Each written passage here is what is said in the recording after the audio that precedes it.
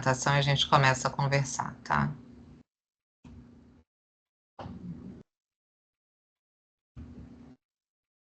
Conseguiram dar uma olhada no nosso material? Sim.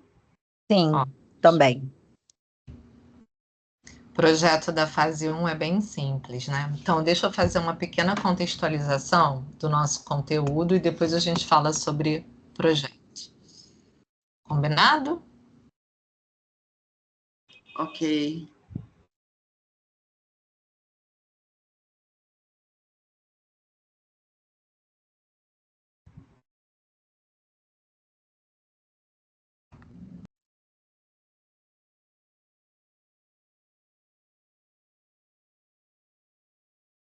Depois me dá um ok se está aparecendo para vocês, tá?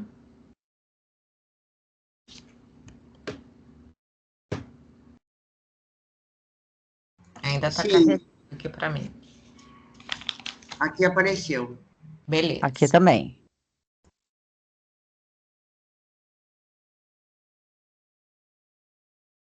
Ok, Jorge. Dá só mais uns segundinhos para todo mundo visualizar.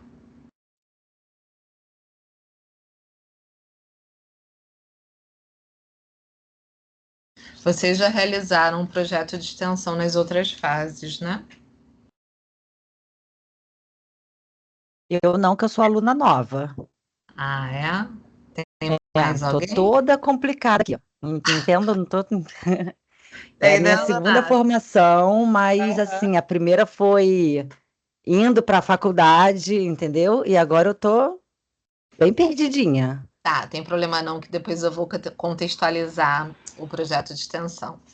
Tá Eu bom. acho que a gente tem uma ideia bem legal para esse período. Vocês vão ter matéria com a mesma professora, Rita, tanto em DMPL, se eu não me engano, e DVA.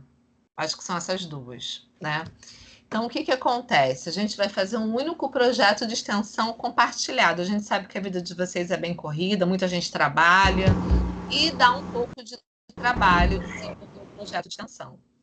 Então, o mesmo trabalho, se vocês desejarem, mas tem dado certo nos outros semestres, o mesmo que você for postar para mim, vai ser o mesmo compartilhado com a professora Rita, tá? Então, serão trabalhos idênticos, a gente só vai, na verdade, depois conversar sobre o conteúdo.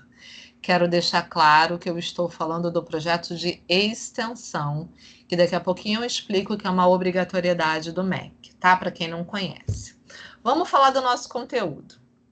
Pois bem, deixa eu dar umas dicas para vocês. Essa fase 1, ela é bem tranquila. Por quê? Tem muitos conceitos e eu acabo aguardando um pouco que você aprenda, como é que eu vou dizer? Outros conceitos das disciplinas, seja lá de DR, balanço, seja de DMPL, DVA, que acredito que serão os mesmos professores, para que a gente possa avançar para as outras fases. Por quê? Na fase 1, eu não tenho tanta necessidade que vocês já tenham desenvolvido conhecimento de 2 demonstrativos contábeis, que é o balanço patrimonial e a demonstração de resultado. Só que para a fase 2 eu preciso desse conhecimento e para a fase 3 eu também preciso desse conhecimento.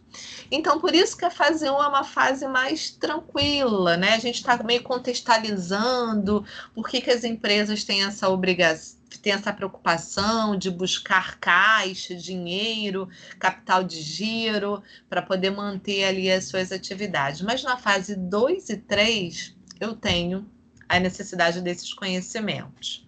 Por quê? A DFC existem 2 métodos, método direto e método indireto.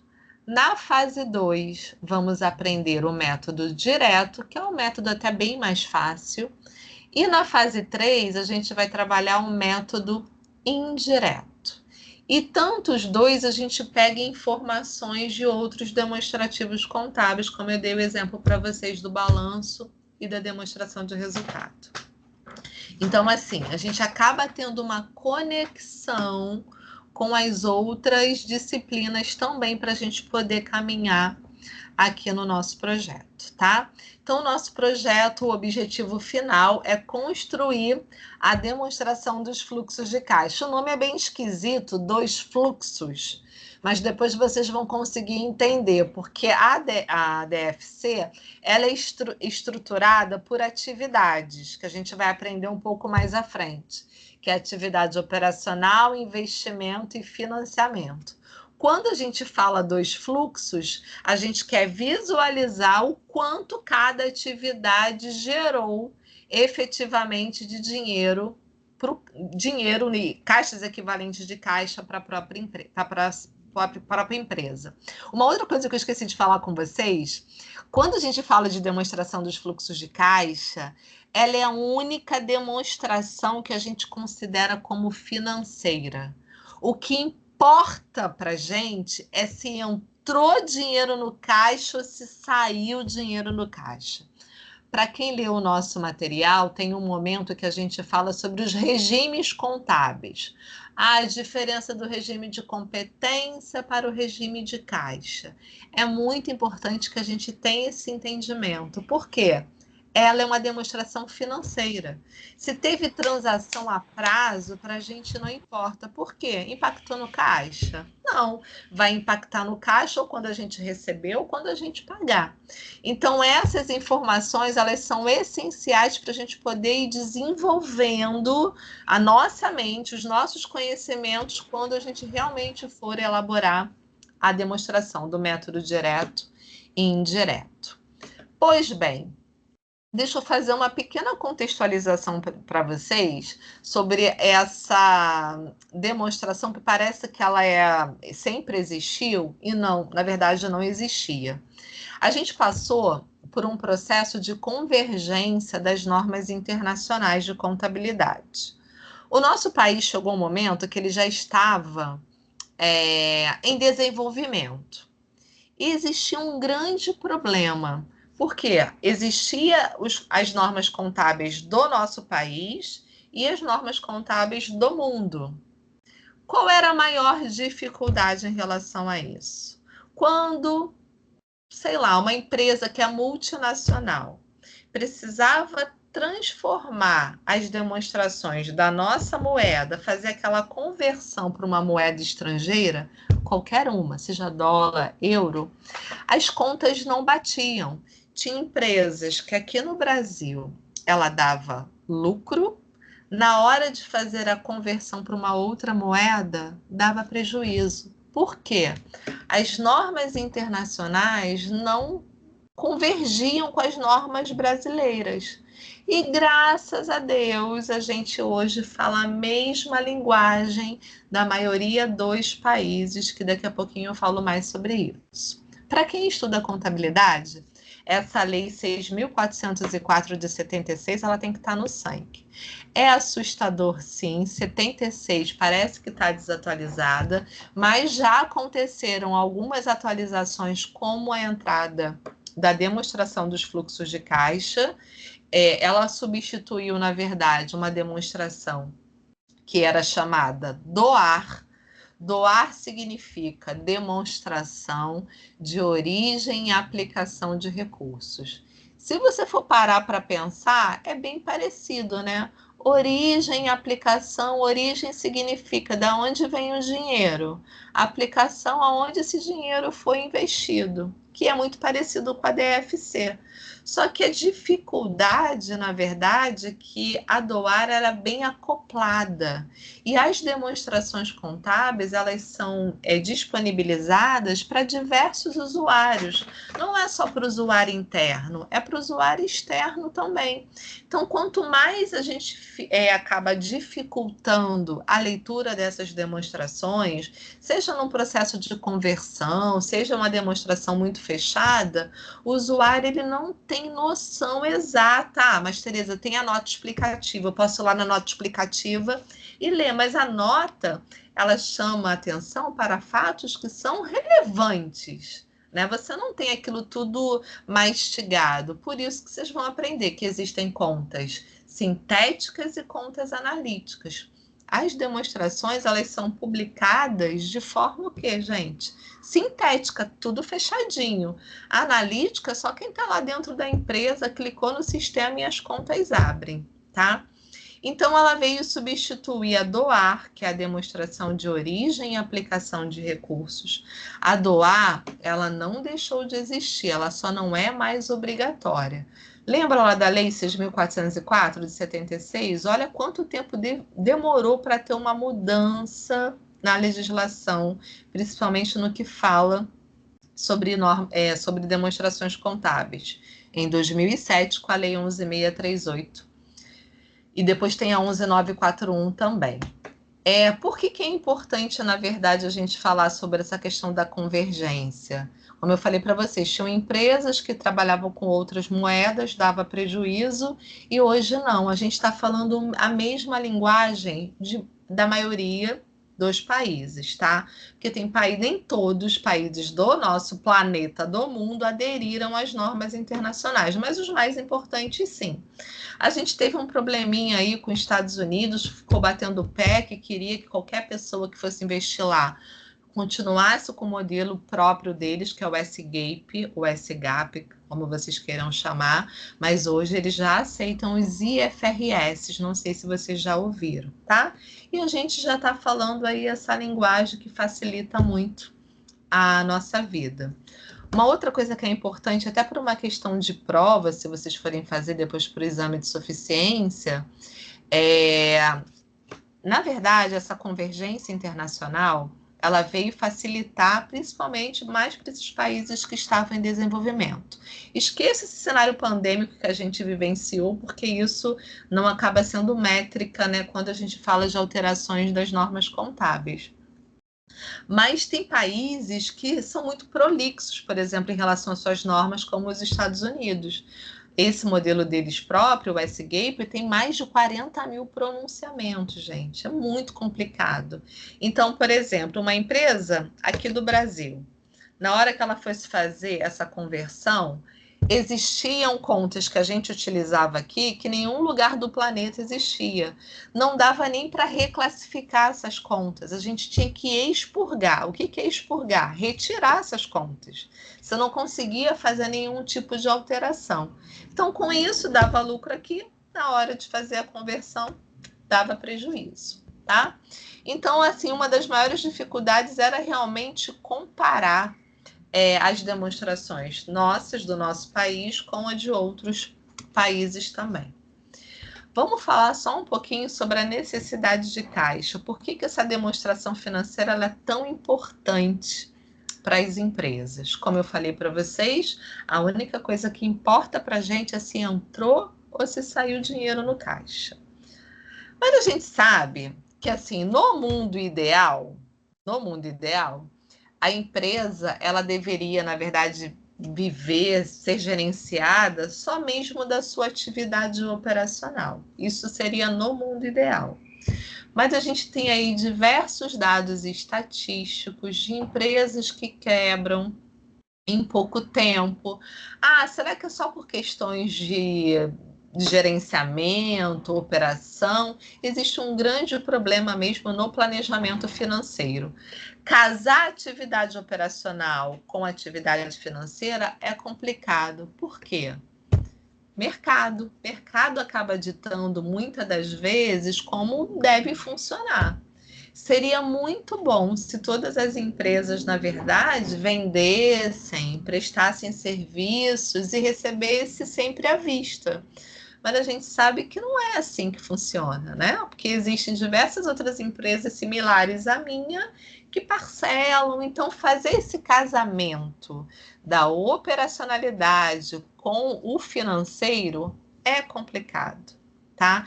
Até mesmo porque assim, o governo ele não interfere como você vai gerenciar. A gestão é uma coisa muito pessoal de cada empresa, mas na verdade o que o governo está interessado, né? Na arrecadação. Então aqui a gente tem até um exemplo de 2 cenários, né? De uma empresa que ela está começando agora e tem uma empresa que já está no mercado há uns 5 anos. O interessante é a gente conseguir também compreender que existem diversos fatores que são externos, que acabam impactando nesse gerenciamento, né, financeiro da empresa. Qual é o problema de qualquer empresa no momento que ela foi criada, que ela foi constituída, né? A gente tem obrigações que nós consideramos como exigíveis, que tem data para ser paga, como funcionários, como os impostos. Se esse casamento, na verdade, não tivesse sido feito da forma correta, a empresa precisa buscar dinheiro para poder gerenciar o seu caixa. A gente sabe que ela pode conseguir capital de terceiros, ela também pode estar buscando ali o capital próprio, que seriam os aportes dos próprios acionistas, tá? Aí, voltando aqui o exemplo dos nossos dois cenários, uma empresa que está há bastante tempo, que podem acontecer problemas diversos no ambiente externo e prejudicar, né, esse caixa da própria empresa. Depois a gente vai trabalhar uns conceitos específicos para a DFC, que é caixa, equivalentes de caixa, e tem outra que, na verdade, que está sendo criada inicialmente, ela leva o quê, gente? Um tempo para conseguir gerar e começar a dar lucro, né? Mas, como eu falei, ela tem que pagar fornecedor, ela tem que pagar os impostos, ela tem que pagar funcionários, e muitas das vezes existe a necessidade de você buscar dinheiro externo. E fora que tem os imprevistos que podem acontecer, como crise econômica, política, que interfere, concorrência, entre outros fatores. Então, o importante, na verdade, é que as empresas elas tenham um planejamento muito bem estruturado para que consiga casar aí o operacional e o financeiro. Vocês vão ter algum momento que vocês vão estudar as formulazinhas, né, de ciclo operacional e financeiro. Mas só para vocês entenderem. Uma empresa que ela é comercial, ela compra mercadoria, ela estoca. Então, assim, ela pode ter comprado mercadoria, seja a prazo ou à vista, ela estoca para depois vender. E quando ela vende, necessariamente, não é sempre à vista, né? É a prazo. A empresa ela pode, na verdade, antecipar recebíveis? Pode, mas aí ela perde, tem juros. Então, assim, é uma situação complicada. Então, o melhor para as empresas que elas mantenham essa informação muito bem estruturada da questão operacional, que é todo esse ciclo. Comprei mercadoria, estoquei até eu vender, quantos dias fica parado, para verificar exatamente esse financeiro, que é o caixa, seja para pagar as suas obrigações, seja para investir. E a gente vê muito a preocupação, seja dos gestores, em olhar a demonstração dos fluxos de caixa, principalmente para ela conseguir visualizar. Será que a minha própria atividade ela está conseguindo gerar caixa ou preciso sempre estar pegando dinheiro? Seja com terceiros, seja com sócios, seja me desfazendo dos meus imobilizados para poder gerar caixa. Então, a DFC ela é muito relevante para a tomada de decisão. Voltando. Aí eu falei para vocês, olha, em relação a várias demonstrações contábeis que existe, balanço patrimonial, demonstração dos fluxos de caixa, demonstração de resultado, DMPL, DVA e as notas explicativas, a maioria dessas demonstrações elas são elaboradas pelo regime que nós chamamos de competência. Só que a DFC é a única que é elaborada pelo regime de caixa. Quem sabe a diferença do regime de competência para o regime de caixa, que poderia me falar? Bom, vamos lá, Cláudia Bessa aqui, tudo bem? Tudo bem, está dando retorno. Competência é dentro do mês, né? Não é isso? É o pagamento, que é o compromisso que você tem dentro do teu mês. Por exemplo, vamos lá. No caso de folha de pagamento, nós não trabalhamos o mês inteiro de janeiro e recebemos no quinto dia útil de fevereiro. Isso aí é o quê? É competência ou caixa? É caixa. Vamos lá. Vamos pegar esse exemplo que você falou. Os funcionários, estamos em fevereiro, eles estão trabalhando. O fato gerador não está acontecendo? Eles estão trabalhando. Eu já vou contabilizar. Agora, o pagamento vai acontecer na maioria dos casos. A gente sabe que algumas empresas pagam no final do mês, mas até o 5º dia útil do mês seguinte. Mas o fato gerador aconteceu, eu preciso contabilizar. Isso é regime de competência. Vamos lá para um outro exemplo. Eu, empresa, vendi mercadorias a prazo para a Cláudia. Entreguei o ativo para ela, só que a Cláudia vai me pagar daqui a 3 meses. Entende que o fato gerador aconteceu? A venda já aconteceu? Independente de pagamento e recebimento, o fato aconteceu, eu preciso contabilizar. A mesma coisa uma despesa. Voltando para os salários, os trabalhadores estão desenvolvendo, está no mês de março, desculpa, gente, trabalhando em março. Eu preciso pagá-los no mês seguinte, em abril, mas eu posso não pagar, posso dar calote. Mas o fato aconteceu, está contabilizado, independente de pagamento ou recebimento. Isso é o regime de competência. Agora, o regime de caixa, que é o importante para a gente na nossa demonstração, a gente só contabiliza quando entra o dinheiro e quando sai o dinheiro. Entrou dinheiro no caixa, saiu o dinheiro do caixa, é regime de caixa. Vamos ver se vocês conseguiram compreender. Dá uma olhada na questão que está aí na tela de vocês, vê se dá para achar a resposta. Ele quer saber, respectivamente, qual é o resultado pelo regime de caixa e qual é o resultado pelo regime de competência.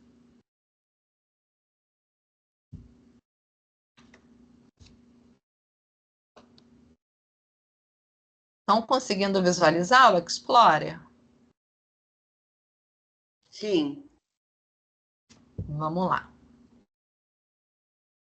Vamos tentar achar a resposta. Qual é o resultado pelo regime de caixa? Qual é o resultado pelo regime de competência? Eu estou falando para vocês que, inicialmente, a gente só tem que se preocupar com o regime de caixa.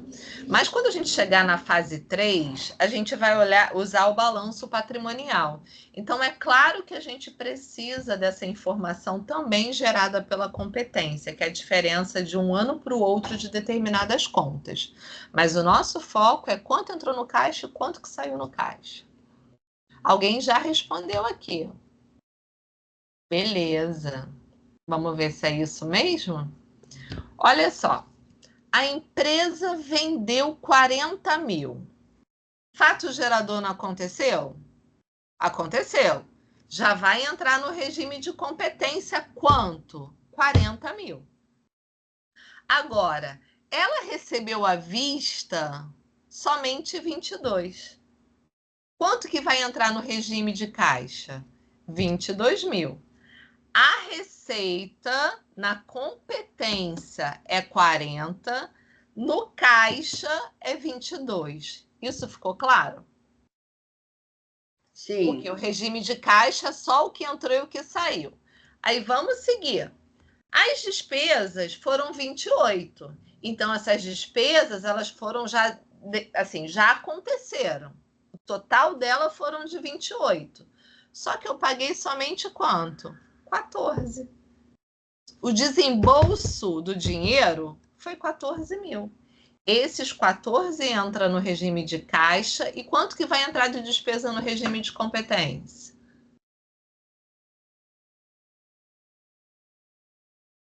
Vou reformular minha pergunta. Quanto vai entrar de despesa pelo regime de competência? 28 mil. 28. Certinho. Então, regime de competência. Eu tenho receita de 40, tenho despesa de 28. Receita menos despesa, vou achar o resultado. Regime de caixa, a receita foi 22 e a despesa que representou o desembolso real na conta caixa foi de 14. Então, é só achar o resultado. Acho que o pessoal colocou aqui que é a letra D. Tudo bem? Podemos seguir? Dúvida, gente, sobre regime de competência e caixa? Competência, fato gerador aconteceu, eu preciso contabilizar, independente de recebimento e pagamento. Regime de caixa, o que importa é se entrou ou saiu dinheiro. Seguindo, por que a gente está falando sobre isso? O nosso foco, para qualquer demonstração contábil, mas muito importante para a DFC também, é a escrituração dos fatos contábeis. Então, assim, a transação aconteceu, ela vai estar o quê? Escriturada, né? Hoje a gente trabalha com sistema, ok. Mas pensando, ela foi lançada, foi feito o lançamento contábil ali. Então, o registro está ali. No nosso caso, eu quero saber como a gente encontrou aquele saldo final da conta caixa, banco ou caixas equivalentes de caixa. Eu vou verificar na movimentação das transações que foram realizadas. Porque para a gente o mais importante é encontrar esse saldo final da conta caixa equivalente de caixa. Então, a escrituração contábil ela tem uma norma brasileira de contabilidade específica que fala sobre escrituração contábil, que vem falando sobre a importância também do lançamento do método das partidas dobradas, que são os débitos e créditos. Vocês vão trabalhar muito isso lá em Balanço e DR.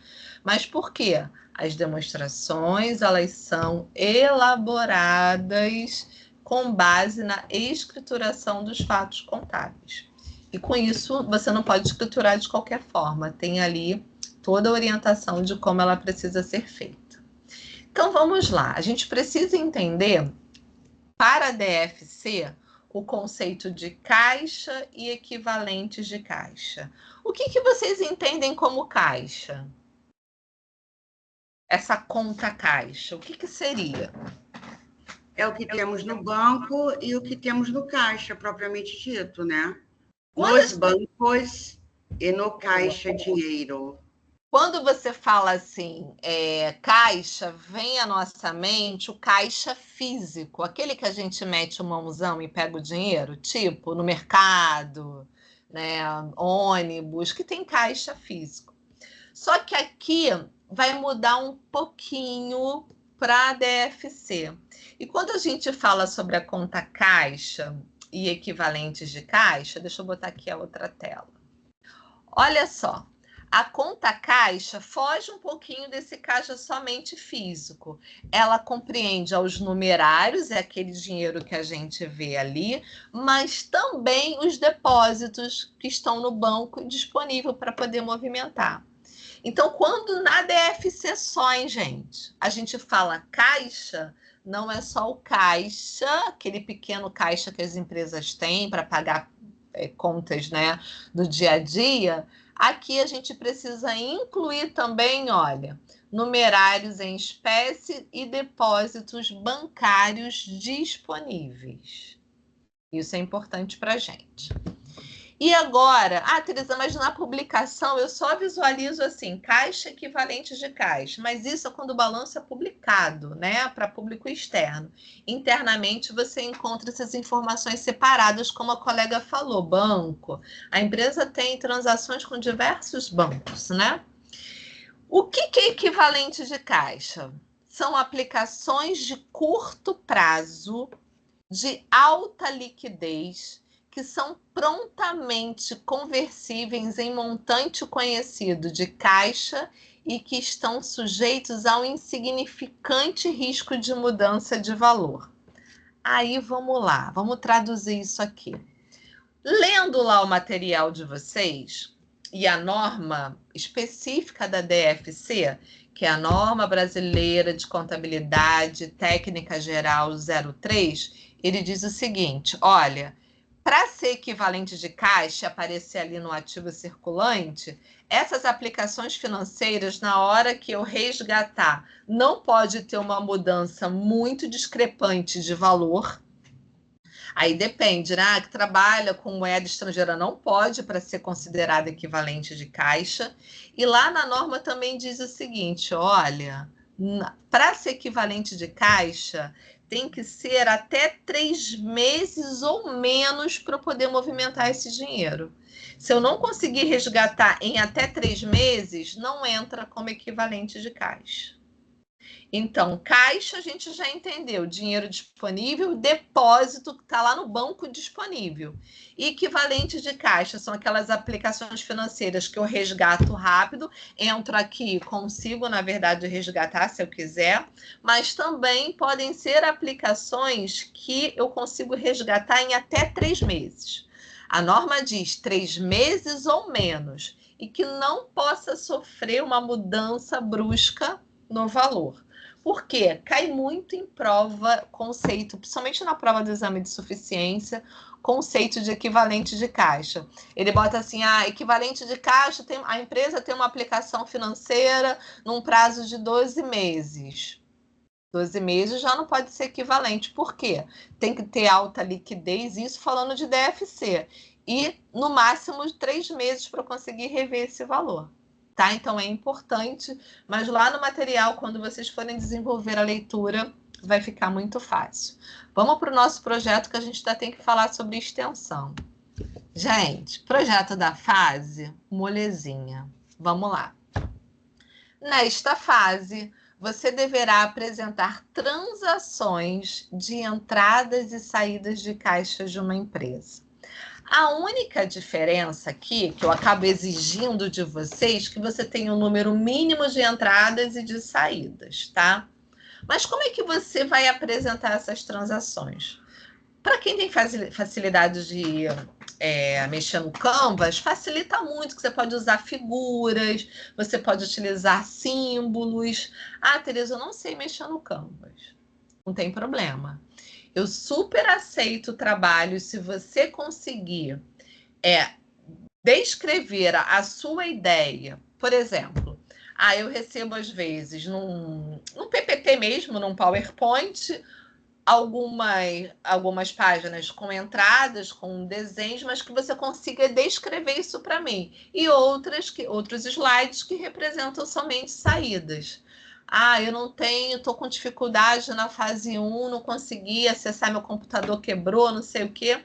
Beleza, nem que você faça num caderno bonitinho, escreva as entradas, escreva as saídas, utilize figuras, símbolos, mas não deixem de entregar. Fala, Cláudia. Eu posso fazer isso em forma de fluxograma? Pode. Desde que você respeite isso aqui. Vamos lá. Não iremos anexar nenhum arquivo como modelo, pois você tem autonomia para escolher como apresentar. A única solicitação é o número mínimo de transações que devem conter no infográfico. 5 entradas e 10 saídas. Podem ser muito mais do que isso. Como sugestão, eu peço para você utilizar o infográfico através do Canvas. Mas tem gente que tem dificuldade. Mas assim, gente, é super autoexplicativo. Se você pegar uns vídeos aí no YouTube, você consegue desenvolver de boa. Tendo dificuldades, não deixem de entregar o projeto da fase. Arranje um jeito aí de bolar, seja você escrever no caderno, desenhar, manda. Posso fazer no PowerPoint? Pode fazer. Posso fazer no Excel, que eu tenho muito mais facilidade para mandar? Pode, não tem problema. Mas, assim, saem trabalhos bem interessantes utilizando o infográfico através dessa ferramenta, tá? Mas é só isso? Não é só isso. Você precisa pensar num tipo de atividade, num ramo, numa ramificação. É uma empresa de vendas. Escreva ali um pouquinho sobre a empresa, qual é o tipo de empresa, para que realmente faça sentido as entradas que você colocou e as saídas que você colocou. Tem alunos que colocam assim, datas, transações, venda de mercadorias no valor de 50 mil. Quando você coloca somente isso, eu dou errado. Por quê?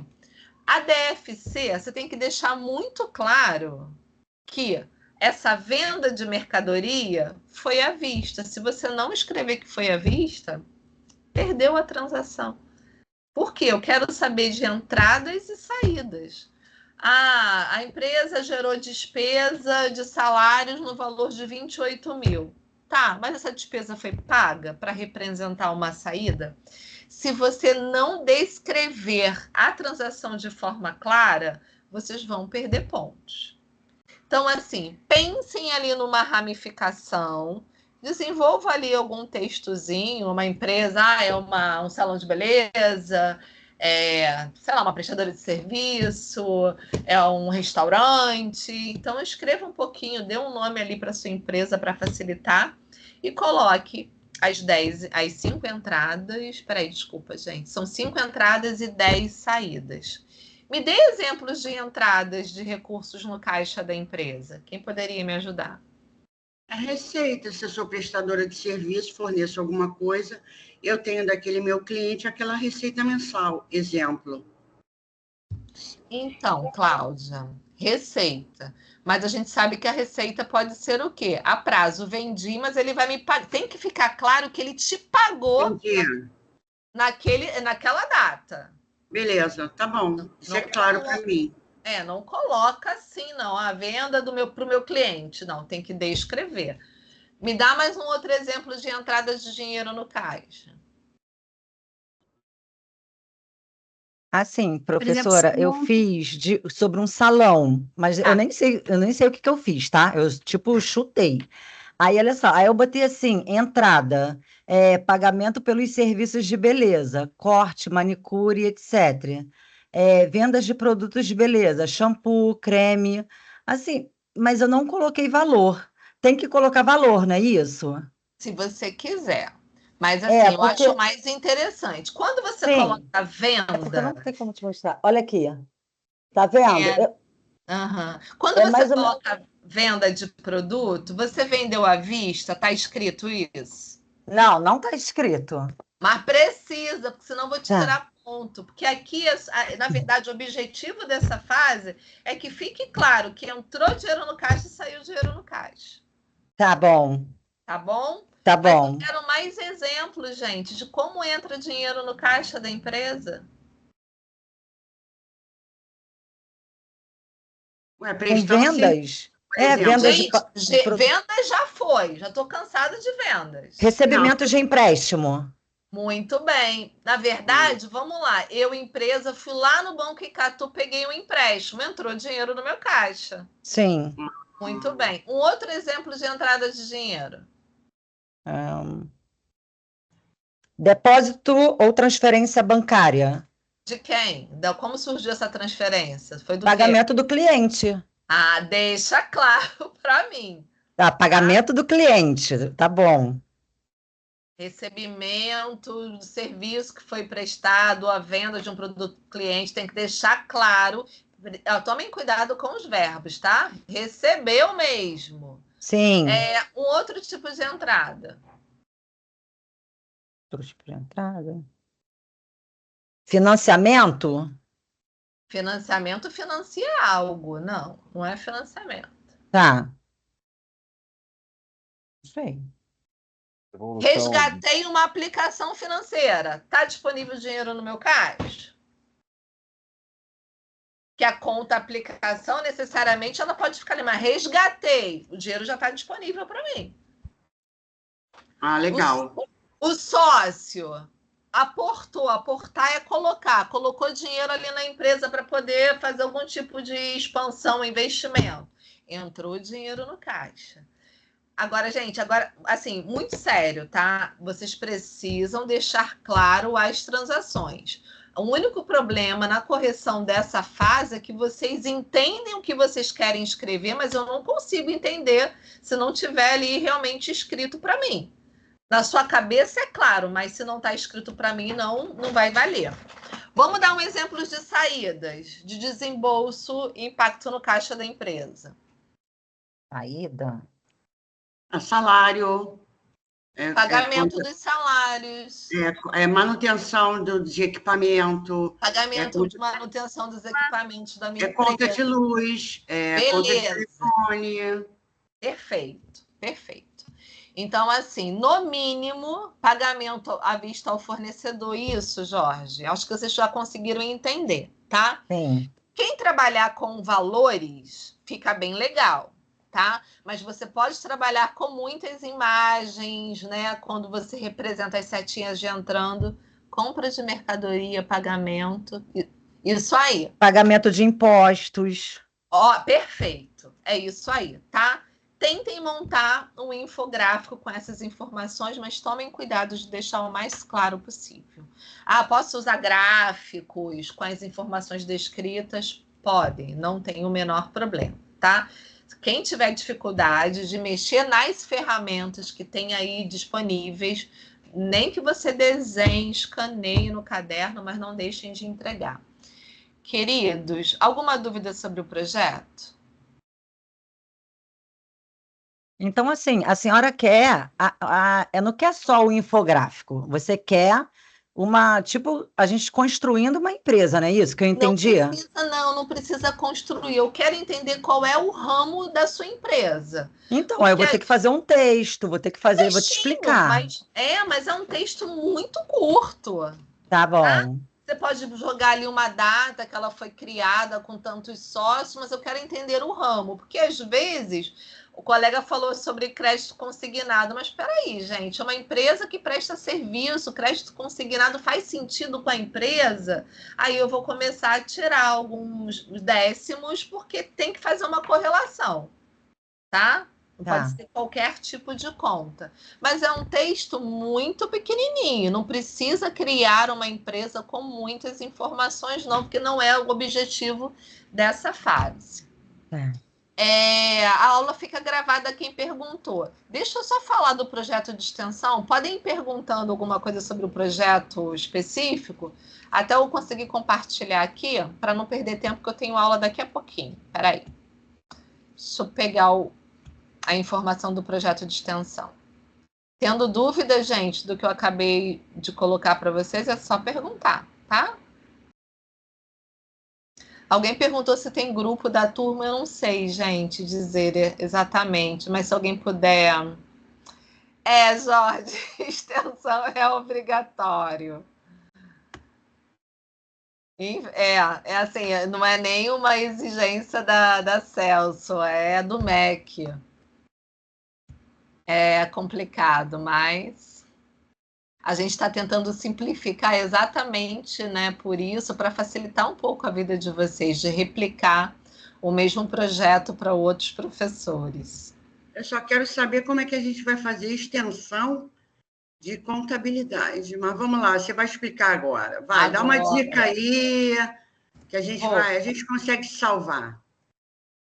Esse projeto pode ser em dupla, professor, ou tem que ser individual? Então, eu, na verdade, não me importo. Depois você pode perguntar para os outros professores. Mas deixa eu explicar, deixa eu compartilhar aqui, senão eu vou me perder no raciocínio e vou deixar de falar o que está aqui, os pontos da minha pauta de hoje, da minha agenda.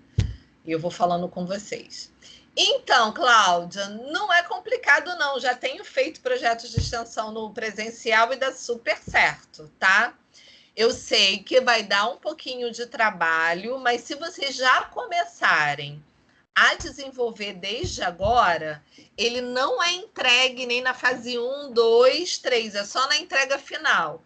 Fica muito mais fácil. Se você empurrar com a barriga e começar a desenvolver lá na frente, dá realmente um pouco mais de trabalho.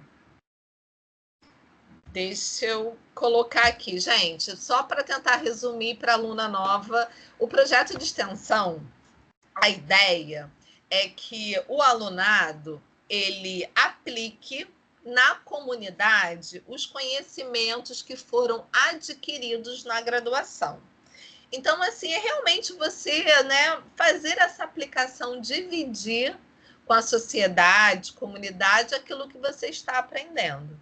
Isso, na verdade, é uma exigência do Ministério da Educação, tá? Bem, se vocês repararem, no terceiro período, vocês vão estudar controle de patrimônio, que é balanço patrimonial, demonstração de resultado. O controle financeiro fica mais comigo, né? Que é a demonstração dos fluxos de caixa, que a gente está ali buscando entrada e saída de dinheiro. E o objetivo, gente, é que você crie ali informações, dicas para aquela empreendedora, empresa que eu vou explicar, para que ela consiga gerar o quê? Lucro, né? Para obter um bom resultado, que seria o resultado positivo, que seria, na verdade, o lucro. Então, o projeto de extensão ele é dividido em planejamento, desenvolvimento e a conclusão, tá? Então, o que vocês precisam? Vocês já têm acesso ao template, ao mesmo template, para quem já está no terceiro e aqui na Celso há algum tempo, é o mesmo template. Mas o que a gente vai trabalhar especificamente no terceiro período? Você precisa abordar dicas que envolvam o controle de patrimônio, controle financeiro e obtenção de resultado. Vou falar... Ela tá falando. Fecha o microfone, por favor. Vou dar um exemplo de como a gente trabalha numa loja de variedade. Deixa eu falar, Jorge. Vou dar um exemplo de como a gente trabalha no presencial e como tem acontecido também aí na modalidade EAD. O ideal é que você procure, gente, um pequeno empresário, empreendedor, um pequeno negócio. A gente sabe que quanto mais alto a gente pensar em buscar uma empresa para colher informações, é complicado. A empresa, né, uma empresa de médio, grande, ela está vivendo a tua vida ali. Então, assim, não dá para você ficar buscando informações. Então, assim, minha sugestão e como a gente tem feito. Primeiro é pensar no negócio. Pode ser um salão de beleza, pode ser uma pizzaria, pode ser um restaurante. A gente já fez no presencial, aqui na comunidade do Meier, com os barraqueiros. A gente já fez debaixo do viaduto de Madureira. É procurar pequenos empreendedores. Mas no nosso caso aqui, pega um só, gente. É uma tia que vende salgado, que fornece salgado, que faz pizza. Tenta buscar informações do patrimônio. Se ela é uma cozinheira, faz salgado, ela tem, na verdade, bens. Sejam lá uma batedeira, fogão. Então, colham informações sobre o patrimônio dela, como ela consegue controlar, se ela tem ideia de como ela controla as entradas e saídas, ela guarda dinheiro para situações futuras que possam acontecer, se ela é uma pequena empresária, né, um pequeno empreendedor, desculpa, ela, se ficar doente, ela tem uma reserva. Então, a ideia inicial é que você consiga colher informações de um pequeno negócio. E tentem abarcar isso aqui, patrimônio e financeiro. E, ao final, você precisa gerar dicas. Seja, Tereza, eu resolvi fazer um folder e entregar para ela as dicas. Eu resolvi gravar um vídeo e entregar para ela com orientações. Fica a critério de vocês.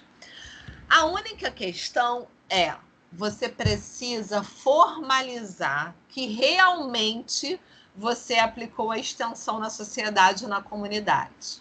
Como você vai comprovar isso? Através de fotos.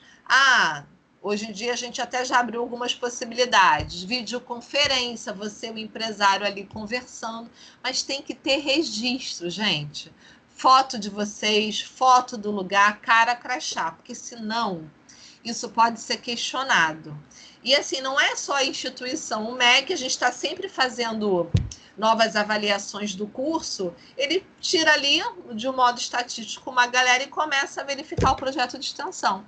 Então, só uma coisa escrita não vai valer, você tem que comprovar. Você precisa anexar foto, você precisa, seja uma videoconferência, você ter o vídeo que você criou, ou fazer um podcast, disponível ali para a pessoa, se ela for acessar, realmente tem. Então, o importante é comprovar. Aí, a loja da mulher pode, se você conseguir colher essas informações.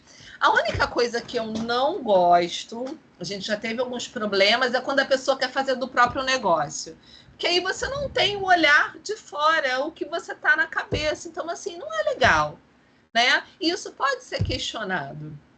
Então, o importante é que você procure um pequeno negócio e comece a colher ali, ó, gente, dados, informações, o que você puder. Ah, Tereza, eu tenho uma amiga, mas eu fiquei meio sem graça lá no salão dela, consegui ver os preços que estão ali disponibilizados, né, de corte, não sei o quê.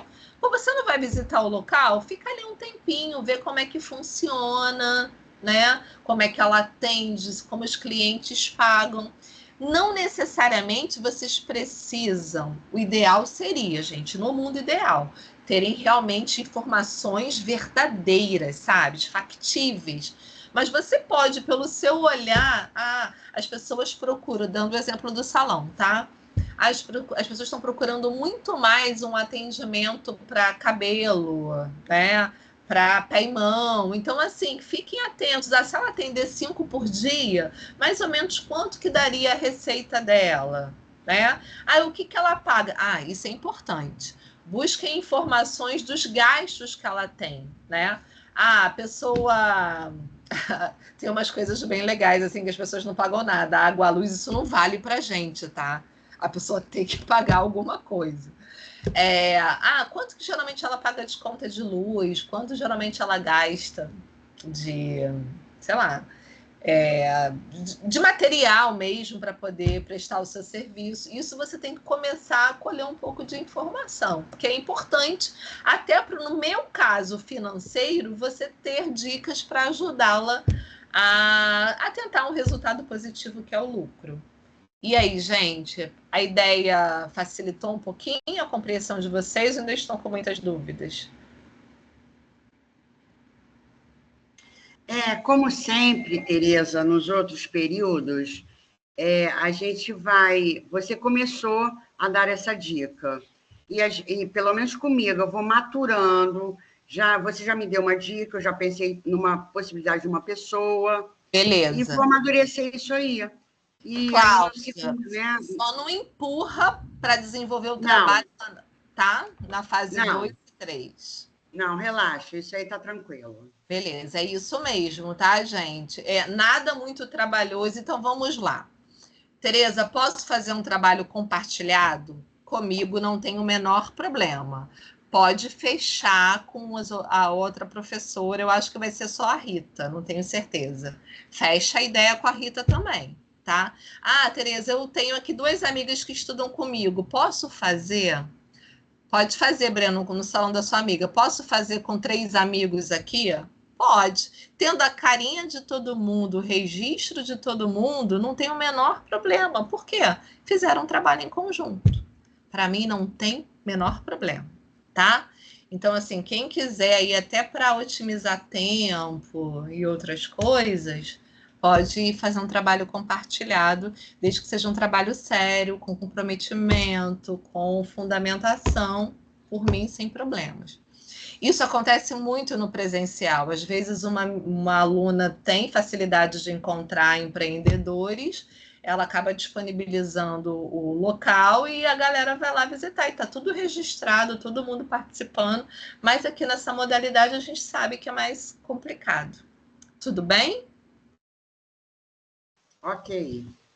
Dúvidas, queridos? Perguntas? A colega que é nova aqui, ó, já colocaram, acho que um grupo de WhatsApp, eu não sei como é que funciona isso direito, mas pode conversar lá com o grupo para ver se você precisar de alguma ajuda. Tem ali o Fale com o Tutor, podem mandar mensagem que eu respondo, tá?